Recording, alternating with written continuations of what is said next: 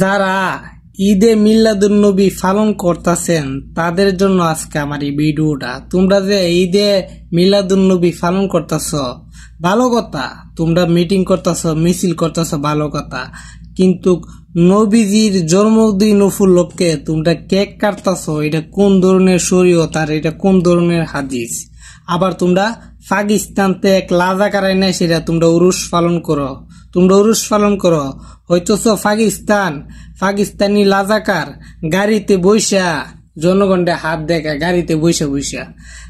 হিসাবে তো পাকিস্তানের লাজাকার তিনি জনগণের সাথে আমজনতার সাথে মিটিং এ মিছিলে থাকবার কথা ছিল রাস্তাঘাটে, কিন্তু যে লাজাকাটে পাকিস্তান থেকে আনে এই লাজাকারের দাড়িটা সর্বোচ্চ এতটুক লাজাকারের দাড়িটা সর্বোচ্চ এতটুক, কিন্তু লিপজির নামে দালালরা তারা পাকিস্তানের লোকটারে খুব ভালো বাবা বলে স্বীকৃতি দে, বাবা বলে, হইতেছ নিজের জন্মদাতার পিতারে বাপ ডাকছিনি সেটা সন্দেহ আমার, কিন্তু আরেকবার গিয়া বাপ ডায় পাকিস্তানের যে তাহিরি আনে, এই তাহিরির নিজের দেশের কোনো দাম নাই। পাকিস্তানি আইসা আবার পাকিস্তানতে